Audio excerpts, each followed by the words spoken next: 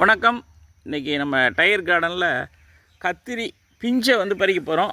பாருங்கள், இதை மாதிரி கத்திரியை தான் நம்ம சாப்பிடணும். இந்த பிஞ்சு தான் மருத்துவ குணம் உள்ளது.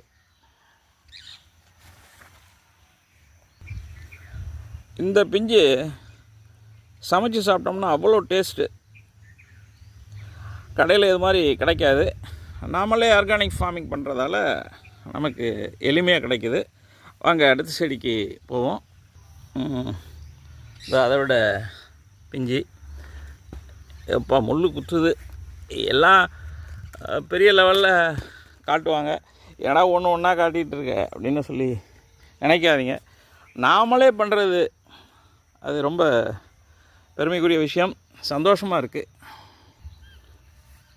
வருங்க, அதை விட அற்புதமான பிஞ்சு இதுவும் ரொம்ப நல்லாயிருக்கும். இதையும் பறிச்சிடுவோம். இது மாதிரி ஸ்டேஜில் தாங்க நாம் சாப்பிடணும்.